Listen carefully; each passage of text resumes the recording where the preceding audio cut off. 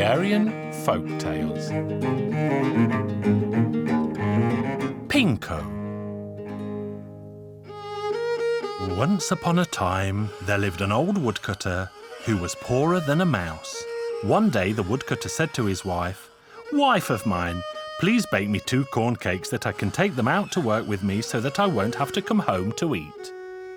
So the woodcutter's wife baked the cakes, put them in the woodcutter's bag, and he set off to work in the forest. Down in the forest lived old Paluto, and old Paluto had a young son called Pinko. Pinko listened keenly to the sound of the woodcutter's axe and watched the old woodcutter from the shadows. Then the crafty boy took the woodcutter's bag down and gobbled up both the corn cakes. But old Paluto got wind of what his son had done. "Where are you, Pinko?" old Paluto called out to his son. "Here I am, father." "Come quickly, where have you been?" "I have just gobbled up the old woodcutter's corn cakes." "As you felt no pity for the poor woodcutter, you will now have to serve for 3 long years in return. Do you understand?" This news saddened Pinko, but he agreed to do his father's bidding. So he turned on his heels and went back to the woodcutter. When he arrived, he said, "Woodcutter, I am the one who ate your corn cakes. So be happy, my child, and don't sound so sad. But it doesn't work like that because my father has punished me and told me that I should work as your servant for 3 long years. There is no need, my child, because I could never pay you, but I can earn my own living." And wonder of wonders, Pinko plucked the trees from the ground and knocked them together to make neat logs to be stacked.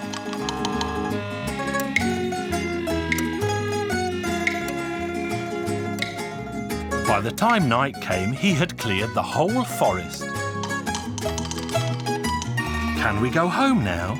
"Yes, but first I want to gather some sticks for the fire." Pinko set hard to work and gathered up so much firewood that even 20 oxen could not have carted it home. Then he lifted the poor woodcutter up and placed him on top of the pile.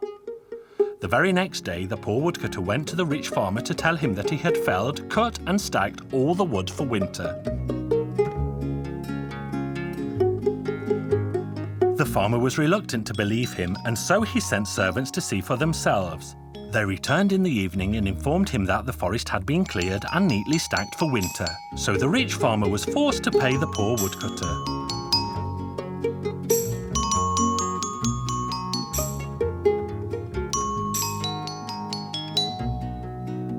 Then the woodcutter made his way home, where he and Pinko agreed that they should seek work with the Baron the very next day. "You came at the very best time," the Baron told them, "because the field I have to plough would take 100 men, a year and a day to complete." So the old man went to the market with Pinko, where they purchased 2 young calves and then went back to the field to plough it. There were very many men ploughing with a dozen oxen. So Pinko strode out to the middle of the field, and by noon he had already ploughed more than all the other men put together.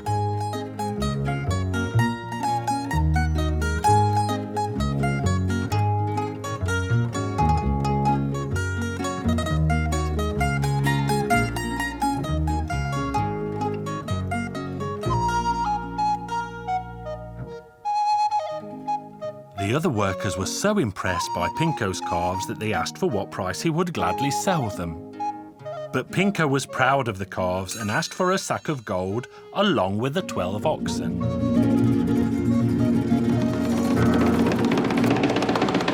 They bargained and bargained until the Baron agreed to pay Pinko's asking price. The sack of gold was measured out for him, he was given the 12 oxen, and then he was sent on his way.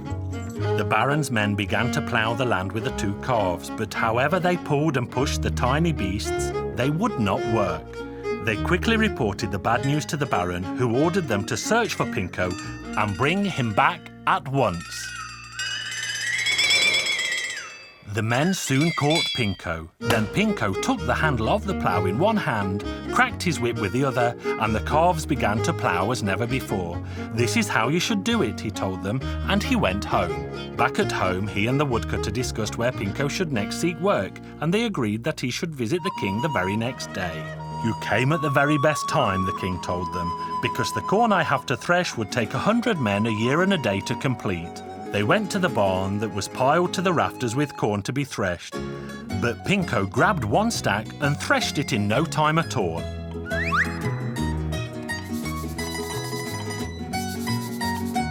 Then he took all the rest of the wheat, oats, millet and barley and threshed it all before the day was done. Then Pinko went to the king to tell him the corn was threshed. "Oh, but you shouldn't have done it like that." "Why, what did I do wrong? The wheat, the barley, the oats and the millet should be separate." "That's no matter. I shall sort them apart." And no sooner had he spoken than, wonder of wonders, the grain all stood in neat piles. "What payment do you ask for your hard work, son?" "Only 1 sack of wheat," Pinko said. "Very well, you may come and collect it whenever you wish." Pinko returned home, and he and the woodcutter gathered all the canvas they could find and spent a week sewing the sack.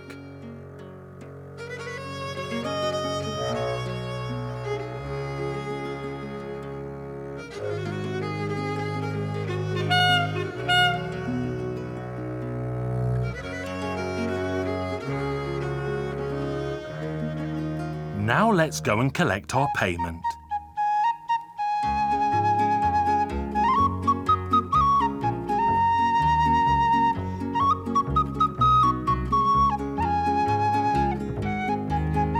The next day they reported to the king, who ordered his bailiff to fill Pinko's sack with wheat in payment for his work. Then they went to the barn and began to fill the sack and shovel all the grain in that Pinko had threshed. But that was only enough to fill one small corner of the sack. So the farm bailiff went back to the king and told him the size of the sack that Pinko had sewn. The king said, "I have agreed, and so I shall pay, but he will never be able to take the big sack away with him." So the men continued to fill the sack with last year's grain and the grain from the year before, and the sack still was not full when they had used up wheat from the last 10 years. "What kind of king is this man who cannot pay me for an honest day's work?" Pinko complained to the bailiff. Then Pinko took the enormous sack and swung it over his shoulder, and he and the poor woodcutter left for home. They walked away without even saying goodbye, and when they got home, there was much celebration. Now they had grain, wood, oxen and gold, and could at last live a happy life. As the months turned to years, Pinko said to the woodcutter, "I have been with you now for 3 long years, so I will leave you in the morning." The woodcutter pleaded and appealed for him to stay, but Pinko left for home. And when Pinko got home, there was much celebration, and they all lived happily ever after.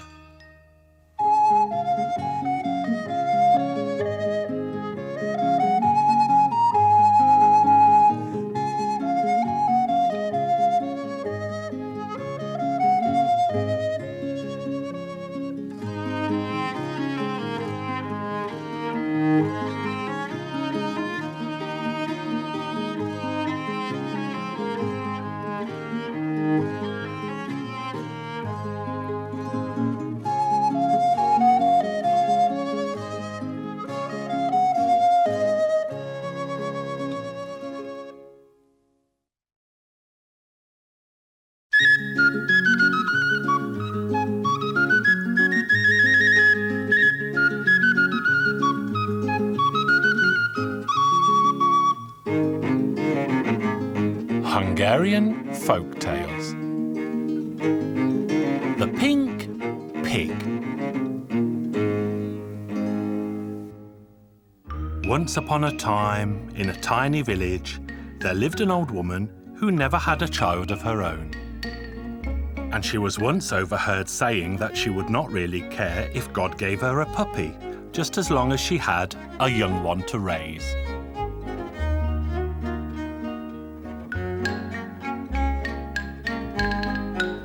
The years went by, and the woman eventually gave birth to a baby. But it was actually a baby pig. And it was only then she remembered what she had said about God giving her a baby to raise.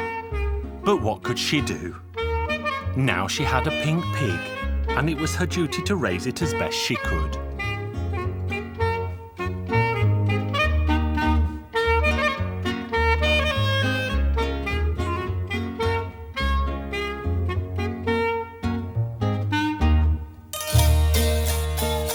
The women of the village would gather in the day and gossip, and the pink pig would always sit with its mother and chuckle happily to itself. Let me tell you that the reason your little pink pig squeals so is that it wants to go to school with the other boys and girls in the village. Please don't mock me so, the mother of the pink pig said, who felt sadly ashamed to have such a child.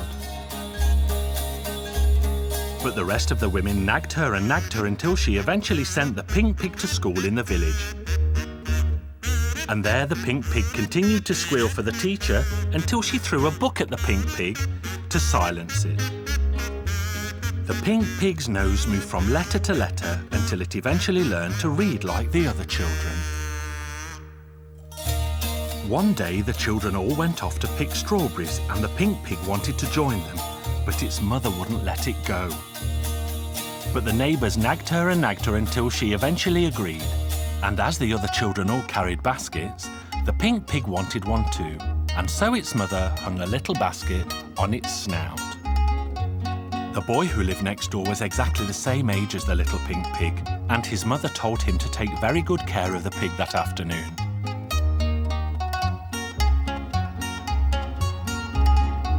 Then the pink pig lagged behind the others on their way and it slipped out of its pigskin. And when it took it off, it was plain for all the world to see that the pink pig was the most beautiful little girl in the land.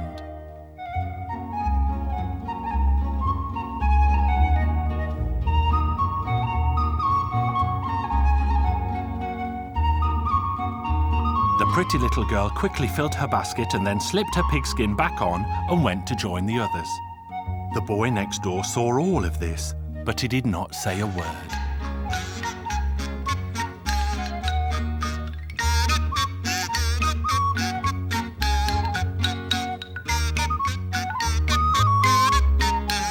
All the children's parents began to worry about their offspring, and so they stood out on the road as they waited for them to come home.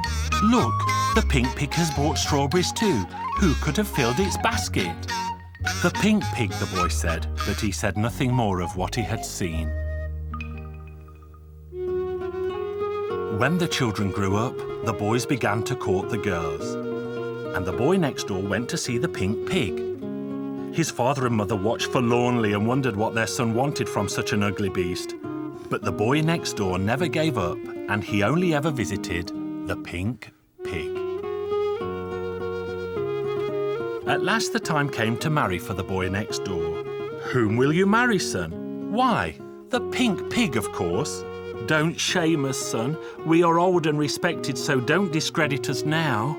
But his father could clearly see that the boy next door was determined to make the pink pig his bride for life. So he gathered his friends together and went to ask for the pig's hand in marriage. Sadly, my son will never get married if the pink pig refuses his request. The peculiar couple were engaged to be married for some time, and people gathered from far and near to witness their wedding, as it was not every day that a man married a pig.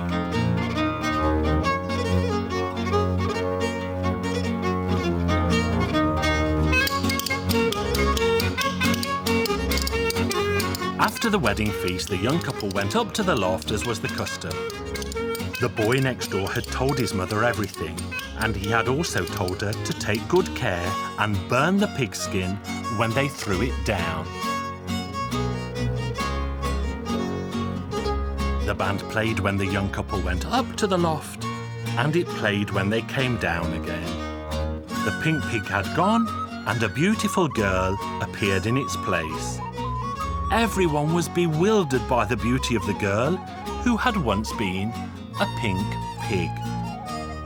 And that is the end of the pink pig's curly tail.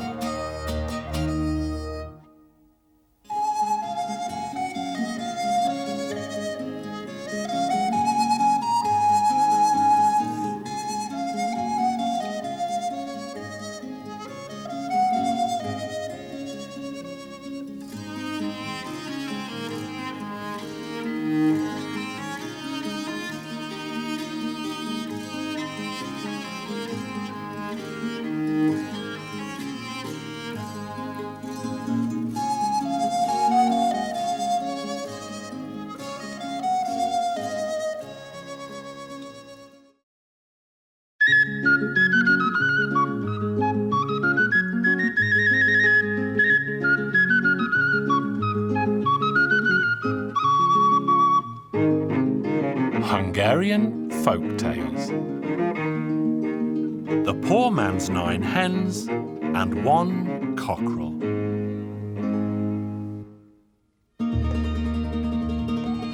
Once upon a time, there lived a poor man and his wife. And they had more children than there are holes in a sieve. The poor man only possessed 2 small oxen, and he went ploughing with them in the forest every day. He was ploughing there one day when he heard a kind of crying. A big brown bear was wrestling with a tiny rabbit. The poor man laughed heartily when he saw the peculiar sight, but this made the bear very angry indeed. "You'll see, poor man, I shall eat you up, oxen, plough and all." This frightened the poor man, who said, "Oh bear, please don't eat me up, for I have a great number of children, and if I don't plough this field, there won't be any wheat, and then what will the little children eat?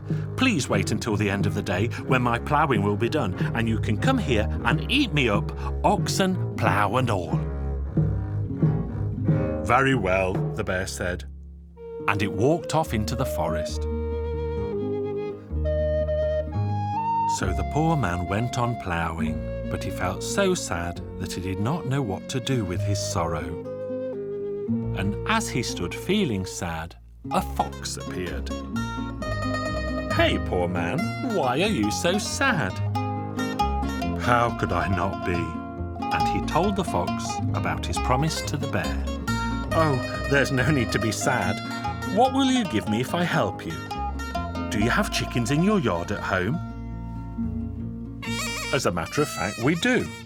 My wife keeps 9 hens and a cockerel." "Well, if you give them all to me, I shall tell you what to do. I'll happily give them to you, and you can come and collect them later today. Poor man, I shall return this evening and hide behind a big bush. And then, when the big brown bear comes, I will..." Do you think that will work? It will.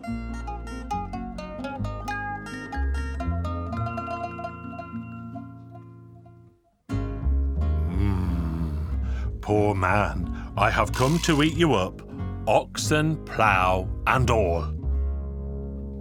Very well, eat me.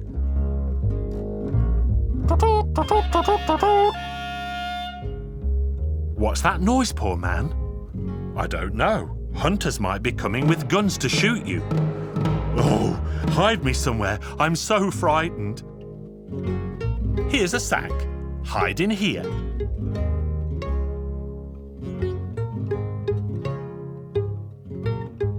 So the bear hopped into the sack without a second word, and the poor man tied the sack tight. Then the fox came out from behind the big bush.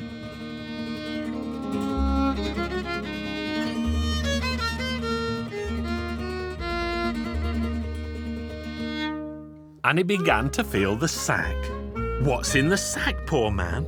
Nothing but a big noggin of firewood. I don't believe it. But that's what's inside. Well, if it is a noggin as you say, chop it with your axe. So then the poor man hit the sack hard with his axe, and the big brown bear was killed in an instant. Well then, poor man, you promised to give me 9 hens and a cockerel, and I shall go to collect them later tonight. So the poor man went home, unharnessed his oxen, went into the house, ate his supper, and went to his bed for the night. All of a sudden, he heard a knocking on the door. Who's there? "'Tis I, the fox. I've come to collect my 9 hens and a cockerel." "Very well. Wait until I get up and put my trousers on." But the poor man had no intention of dressing, and instead he said to his children, Bark, children, bark.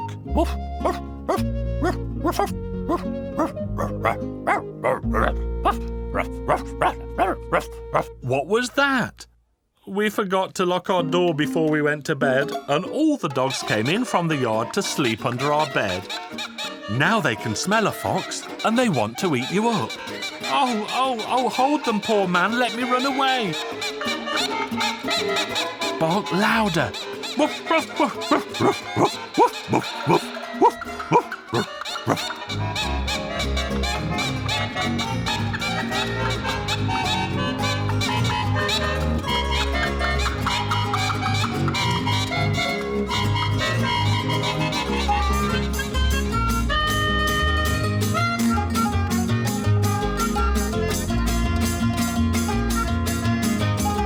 You see, Fox, I have learned something from you after all, said the poor man, and he turned to the wall and fell fast asleep.